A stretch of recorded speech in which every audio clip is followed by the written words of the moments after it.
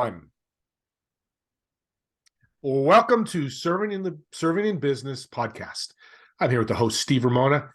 Super excited to have my next guest come on. Travis Rohrer, like roar of a lion. You'll never forget him. He's pretty strong. You're gonna love what you're gonna hear about Travis. He's the founder of C3 Project Pros, and he's got some cool things he's gonna share. He's a very servant mentality, somebody that I love, and developed a relationship about a month ago. And welcome to the call, Travis, to Hey, the Steve. Well, podcast. thanks for having me. You bet. So my first question is, why C3 Pro Projects? Tell me about it. Well, the genesis of the genesis of the idea of C3 behind C3 Project Pros was, I've been a 30 plus year general contractor. I really believe in respecting people's resources, time, money, all that stuff. And when I see and hear the frustrations of consumers out there that hire generals and they're the squeaky wheel that has to get the grease when their projects get kicked down the curb, and you see projects drag on and on and on. I can only imagine the cha-ching happening with their carry costs, their builder loan, their home loan fees, just the daily fees that rack up by simply no production. I want to put the power back in the people's hands of how to build their own teams, manage their own projects. Simple as that. And I understand it's a disruptor mentality, as a matter of fact. And I've served on the home builders committees for well over 20 years. And I'm currently on a membership committee. And I was just actually at a meeting. Guy looked up my LinkedIn profile before he came to the meeting, and the first thing he did is like, "Why is it the first thing on your profile says don't hire a general?" And I'm like, "Well, because I don't believe you should." And I'm like, "I know you're a general, and so am I. And I'm saying don't hire me for these reasons. Let me teach you how to do it." And so he was really put off by that. And so I asked him. I said, "Okay, dude, let me ask you this: do you have all the work you could possibly have? Can you manage more work?" He's like, "No, I'm putting people off a year." I'm like, "So why do you care if my message is to teach people how to build their own team? Why would you possibly care?" And he didn't have an answer for that. So I thought that was really interesting. That was a really interesting, back and forth between he and I. Yeah, that's a great story. I've never heard that from you before, and that's a powerful message. You're helping people that can't get help from the people that are doing it. And Yeah. with that, I noticed in your bio you have 30 plus years. Well, Mm-hmm. audience, this guy knows what he's talking about. He's not just a startup last week, Oh no, no, last no. month. I mean, He's been doing this I, for a while. Tell us your 30 years. Kind of give us a okay. little background. Well, background. Literally, I got my start on a job site at a young age. And I learned. I got a funny story. So I learned at a young age job site cleanliness, just because I was allowed to be around the job site from age 12, 13 on. And so I was job site cleanup boy. It was super cool when I finally got to fire a nail gun or actually pick up a skill saw, which frankly is a very dangerous tool. But if you know what you're doing, they're fine. Obviously, you take those years of training. Well, then fast forward a couple of years, I'm probably 15, 16 now. And my grandfather, who was a master carpenter, and he did cool stuff. Like I first got exposed to a wood lathe and wood carving and building a grandfather clock and just wood stuff.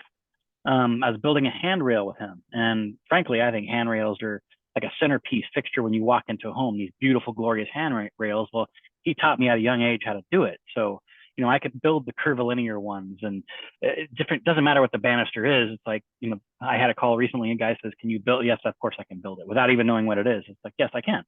And I like to do it. It's actually very enjoyable. I'm a master carpenter by trade because of my upbringing. When after the military, I'm kind of jumping around a little bit, but after the military, I went to college on the GI Bill, and I was, while going to school for money, I didn't, get a normal job. I went and got a construction job. Next thing you know, I'm leading crews, and then I got crash course in stick framing on crazy roofs. Pardon my term, but it is actually by definition called a bastard roof, where you have irregular pitches come together. So it's not like standard roof, boom, standard roof, whatever. This is, irregular. So I had to learn from an old school carpenter, how to cut, and actually how to use the numbers on a framing square and how to read the numbers out of a book. Now we have a calculator that tells us everything, but you still have to know what you're doing. And this guy's screaming numbers at me, and I'm like, just give me 3 days, I'll figure it out. And I did. and which taught me to, advance my learning. And then next thing you know, I can build curved stairs. Next thing you know, I can build, barrel vaults. And it doesn't matter what you can build it if you actually apply yourself. And anyway, so there's that background in construction. So I don't know where I'm going with that thought, but anyway, yeah, that's how I got started. Oh, my funny story with my grandfather. I'm going to back up now. Now I'm 15, 16. My grandfather was retired Navy and master carpenter, like I said. And we're building this handrail, and he kept saying Yuma when he'd make a mistake or something. And I'm like, what's that about, Papa? And he's like, well, he says, and he's like Yuma, Arizona? What are you talking about? He's like, no. And he's like, you mother. Anyway, you can imagine where that thought was going when he made a mistake. And I just, to this day, I still say Yuma, and I think of him and his patience in teaching what must have been a really trying time for him, teaching me how to do those sort of things and the special cuts. And it was, I reflect on that, and it was a lot of fun learning from him in that regard. And audience, this is amazing. Think again. Our lives are affected by when we were kids and teenagers. And Travis, you just said it, Yuma, except you remember, but you've built it into your business somehow. Oh, yeah. Whatever that is, so don't forget your past. It's definitely a teaching lesson, right? Yeah, absolutely. No. So for you, your DIY problem, we'll get into that a little bit. Well, let's get into that now.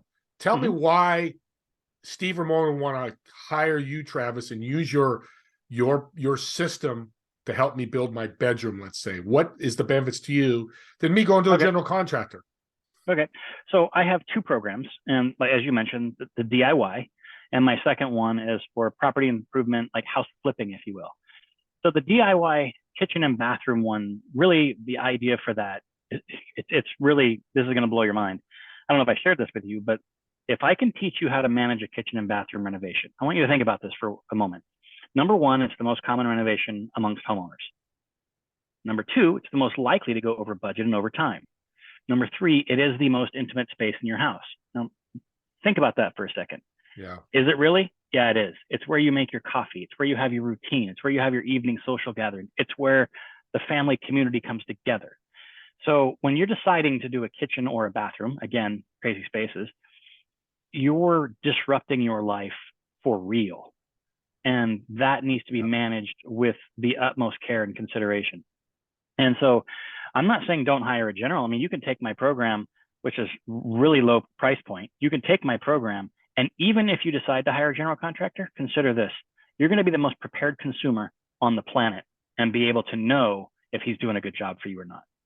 So if I can't tell you going into it, you're going to hire me as a contractor. Now, this is no joke. I've done hundreds and hundreds of kitchens, right? So if you're going to hire me, I will tell you when I'm going to start, and I'll tell you when I'm going to finish. And there's been only a couple occasions of really some extreme situation out of my control that I did not meet my end dates. I don't do the big show where I go in and tear everything apart without my cabinet sitting on site. I mean, you've got to understand the process and flow. So that's a whole big picture thing. Let me get back to the baseline of what's the benefit of it. Well, if you can manage your own kitchen or bathroom, assuming you buy my course, follow it step by step, follow it. When you can do a kitchen or bathroom, you can do anything. And the reason I say that is because it's the most complex remodel you'll do to your house. It involves every single sub-trade that you would ever possibly need to build a whole house, shy of excavation and concrete. Think about that for a second. Every other sub-trade that you ever need to do a whole house is involved in your kitchen or bathroom, which is why it makes them more complex, more systems and all that approach. I mean, you need your mechanical, electrical, plumbing. You need your drywall, paint, carpentry, rough carpentry, flooring, tile, countertops. I mean, everything is involved. So if I can walk you through that systematically, step by step, and like, here you go, here's an easy to follow step-by-step plan that I guarantee you, if you follow it, you will succeed. And let's just say you don't know how to find a subcontractor. Guess what I give you? I give you a written out document. Here's how you find subs. Here's who you talk to specifically. Here's how I backdoor into it, which is it's abstract and it may not seem effective. However, I worked in the hospitality for years and years. I worked in 10 different states, different cities, each and every state. And it doesn't matter. I may as well just be you walking into Lowe's or Home Depot trying to buy something, right? Nobody knows me. I have no reputation. I have nothing. All I have is my system and a project to get done on impossible timeframes, like a resort, if you will. So I go to a town, I find my subs, I build my team, I kick it off, and you succeed. I can teach the same thing to you. See, this is powerful because my next question was, do I have to do it myself? You already answered that. So Steve Ramona wants to build a bathroom. I don't have to go. I could do it myself, but I could also be educated so I know what the contractor's doing. My dad was a contractor for 40 years. What you're saying, my dad is in heaven right now. He is clapping because I think if a customer works with a contractor well, there's a better synergy and it gets done more effectively and on time. Correct? Is that? Oh, absolutely. Yeah, okay, absolutely. Great. And well, and the other thing is, as like I tell people, it's okay. And I give you like, here's the product selection checklist. Here's everything literally, there's nothing that is not included. Everything you need to succeed is there. Even if you decide it's not for you, again, you're a more prepared consumer, which you go into a project like that more prepared, you're going to have less lag time. You're going to have less hidden costs. And one of the biggest hidden costs I could tell you in like a kitchen renovation, if you will, eating out. Who thinks about how much their eating out budget is? Now imagine if your project goes over a week or 2 weeks, or what is that daily budget for you? I mean, consider just a per diem charge, when you travel. What's that worth? Yeah. Add that up times your number of family members. Add that up times. It's really expensive. That's just one of the hidden costs. So collapsing that time and bringing your project in on time, on budget is, it's paramount to one, less disruption in your lives, because that's, again, your community space. And who wants to live in a war zone? It's like, really, because that's what it is. So get in, get it done, get out. Yeah, and audience, you can see why I have him on here. This is such a servant business. He's going to save you money, he's going to save you time, and he's going to get the project done right. Construction's happening all the time, and this is so. I'm learning more about you, Travis, now than I knew before. I'm getting excited. If I owned my own place, I seriously would buy this product, and I will when I buy my home, when I want to do a flip. A renovation. Let me ask you, roughly, how much could you save a consumer using your project and not using your product? What kind of savings are we talking about? Well, again, the time component alone, getting the project done on time, you can calculate that out. That's a arbitrary number. When I'm talking about now I'm going to fast forward to my flipper course, because that's easier for me to project numbers and presenting that math case. So if you're hiring a contractor, I'll tell you that we mark stuff up, especially in a market like this where it hasn't collapsed yet, but it's still heavy hot, right? So a contractor is going to charge you at least 20% markup. And good contractors, and this isn't an abusive fee, this is normal, will charge you a 5 to 8% general condition fee. And that's to cover their cost of doing business, phones, insurance, the normal day-to-day stuff. And some people like scoff at, a markup and a general condition fee. Yeah, absolutely. And I stand by that. I'm a blue collar supporter all the way. I would rather pay a contractor that fee to make sure that they're in business in the long haul than 6 months down the road, it's like, hey, Jimmy, come back and fix this. I'm sorry, I'm bankrupt. So there's that argument, right? So if you're thinking you're going to do a renovation, and I'm talking, okay, simple numbers. I just did a kitchen for my great aunt's house. She passed away last November, and family home now. My niece moved into it, but it was a 60-year-old kitchen. So I went up there, gutted the kitchen to the studs, ended up having to rewire it, old knob and tube house, 120-year-old home, and took it to the studs, rebuilt it. So literally my aunt had to pay no markup, no labor, no nothing. So no demo, no framing labor, no trim labor, no install labor, none of that stuff. I did the flooring, I did the cabinets, the countertops, my brother-in-law did the plumbing. So literally no cost, but product. The big expense was we had to upgrade the electrical service, switch it out from knob and tube to current stuff. And just buying stuff and basic stuff. I'm not talking, we didn't go bananas. It wasn't granite and all the fun stuff. It was your basic laminate countertops that I built, right? It was basic stuff. And I think we still spent $45,000 on a kitchen renovation. There's a couple things that were thrown in there, but imagine throwing the labor and all that in there. So easily this kitchen would have been a $60,000 kitchen.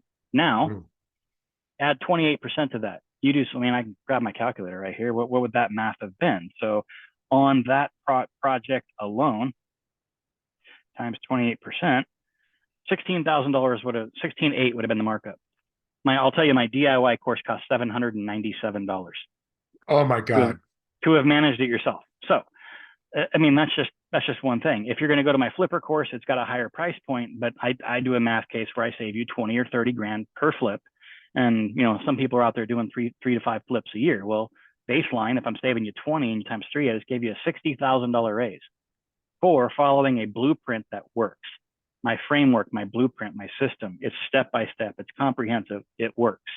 And anyway, I want people to succeed. I mean, profit under no circumstances is a 4-letter word. And so I want blue collar people to succeed. I think the labor shortage that is happening, I think the lack of trades in our schools is a huge problem in America. So there are things that are coming down the pipe in our next 5-10 years, which are problematic. I mean, I'm fortunate that I'm handy, and what I consider myself now is a very handy homeowner. At the end of the day, this blue collar industry, I don't care what, if it's mechanical, electrical, plumbing, or carpentry, we are trading our body for dollars.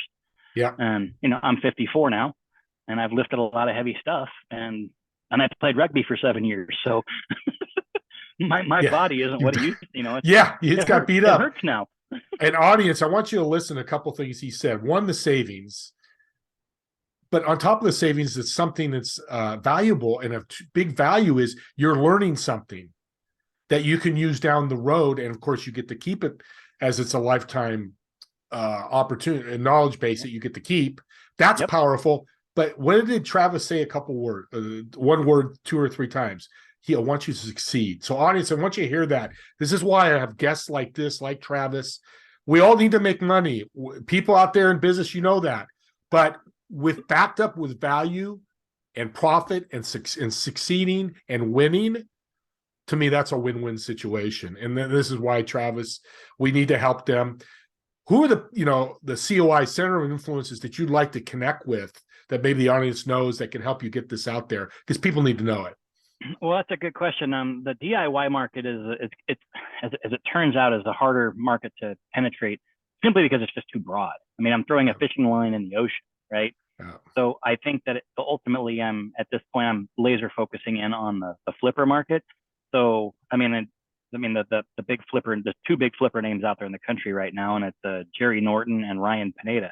Those 2 people have created incredible platforms for what they provide. They teach people the buying and selling part. So there's 3 parts to a flip, as you know. First, you must locate a property that's that's worthy of all the stuff that happens with it. Then you got to improve the property. Then you got to sell the property. There is so much help out there having people succeed and profit and make life-changing career opportunities by buying and selling.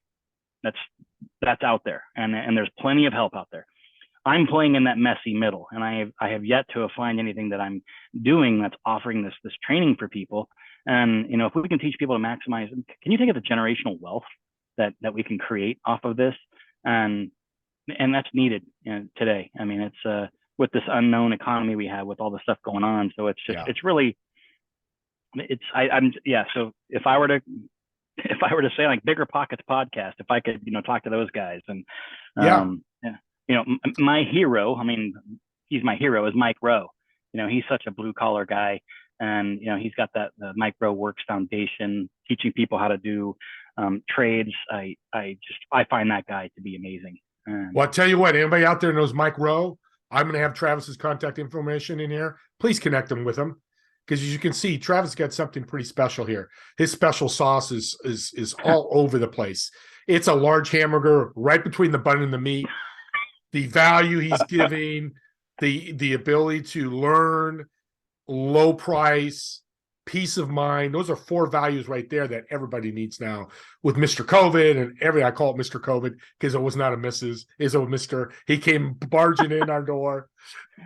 He was so That's rude. not a gender thing. Yeah, that's not a gender thing, but that's how I look at it. Right. So from a perspective, I always like to leave the audience, because we're serving in business, and obviously we see through Project Pros can definitely serve somebody that's working on their home or flipping. What's a favorite book of yours, and why did you read it, and what did you get out of it?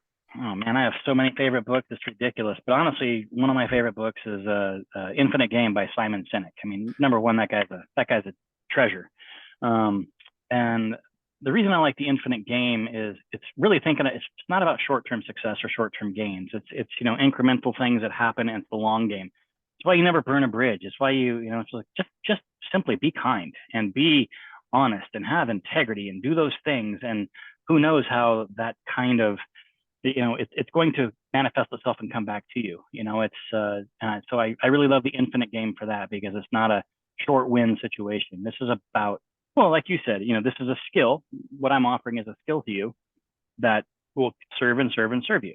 Now, it's not like a one-hit wonder. It's like, oh, here's my program, check the boxes, and now it's done. It's not a bubble. It's not a bubble test. This is, you learn this skill. Here you go, and now you can repeat it again and again and again. That's a great tip. I've not read his books, but I think I'm going to get that book because it sounds very interesting to me. And people out there, again, serving in business, the podcast, please read, please study.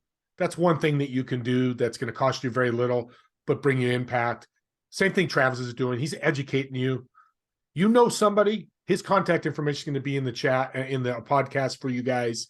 C3 Project Pros, you want to reach out to them. Learn about DIY. If you just want to learn about construction, he's the guy to go to because he makes it simple terms. I've seen some of his information he gives out. It's very simple terms.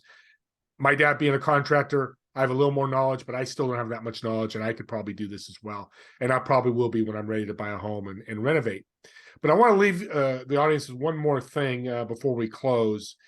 I always like to end with a great business tip. What's one tip you can give the audience that's really helped you launch your business, make it, where it's at and where it's going today? Keep it simple. We had a catchphrase when we were first starting out in construction, and I had dreams of growing this massive company, and I did, and it got complex. And especially if you're just starting out small, there's nothing wrong with having an infinite mindset and infinite goals and dreams. That comes with time and age. But if you keep it simple, the tagline that, again, my grandfather told me was stay small, keep it all. And then that process can be replicated. So it's really about building a simple team around you of like-minded people, and really having a culture that people want to thrive to. It's not about somebody leaving you for the next dollar, because that's always going to happen, but it's really create the place where people want to work, and just be good to people. That's truly what it comes down to. Just be nice.